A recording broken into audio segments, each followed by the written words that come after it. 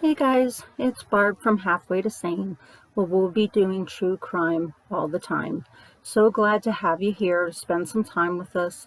And just a reminder, if you haven't done so yet, please subscribe, smash that thumbs up button, and hit that notification bell so that you're notified when we post a new video. So I have a very short video today about Kevin Duck and Donna Natzke. So let's get to it.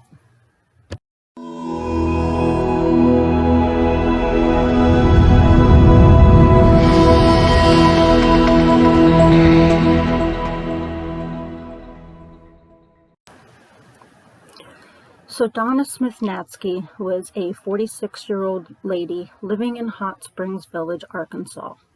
She was a loving mother to 3 sons, and she was contemplating a fresh start after having separated from her marriage of 20 plus years. She worked as a dispatcher for the local police department, and she was described by people that knew her as fun-loving, outgoing, and a person with an infectious smile.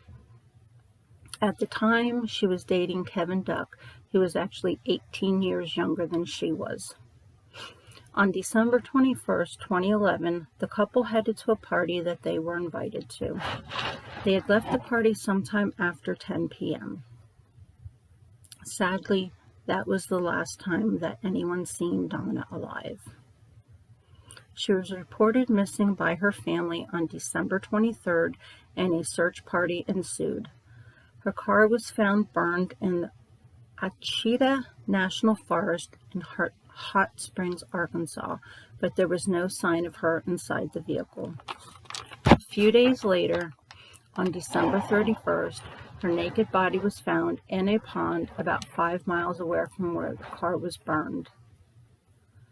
Donna's body was heavily decomposed, and some parts of her body were destroyed or even taken apart by animals. She had bruises on her body, and it was determined that she had blunt force trauma to the head. Her lungs were filled with pond water, which indicated that she was alive when she was placed in the pond. She had died of drowning. The death was ruled a homicide, and she would have died no more than 6 hours after leaving the party. Now, Kevin stated that she was pregnant, but others at the party had countered this claim, stating that she was drinking heavily and smoking cigarettes. Kevin Duck told the police that they had returned from the party around 10:30 p.m. and that they had gone to bed sometime later.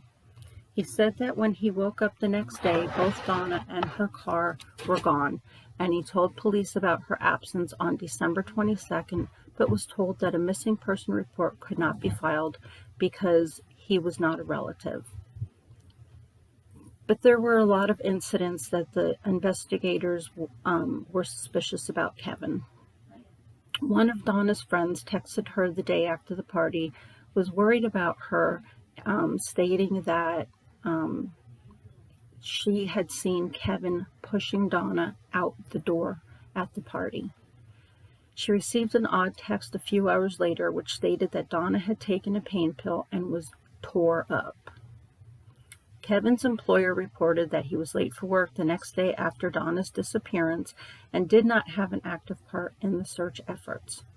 Furthermore, cell phone records placed Kevin close to the place where the car was found, and shortly after, his phone was located next to the pond as well. This pond was less than a mile from Kevin's childhood home, and it was actually his father who led police towards the pond, stating that he used to take Kevin there as a child. Donna's clothes were found strewn around the forest and were tested for DNA. The DNA profile extracted from the bra actually did not match Kevin. It was an unknown male's.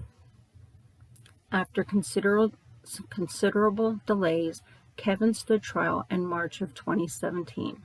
Shortly before trial, he had accused the former police chief of having a relationship with Donna and requested DNA to be tested against her clothes.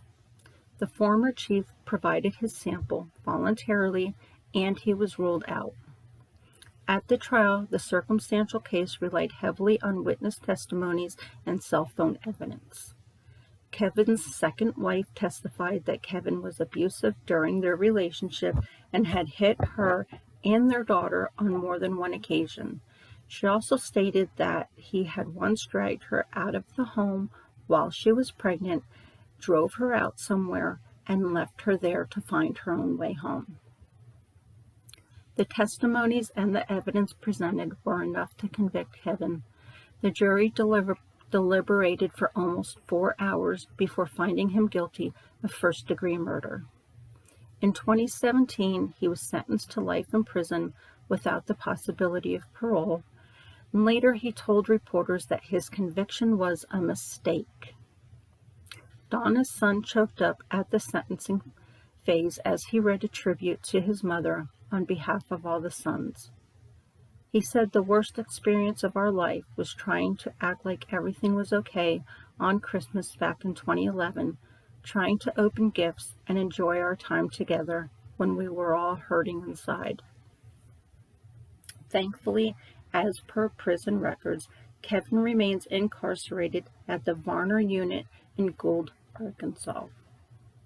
So that's all I have for you today. I know it's a short video. Please leave some comments down below on whether or not you liked it or not. And if you have any ideas of anything that you'd like us to dig up in the future that we could go ahead and do a story on. Thanks. Have a good day.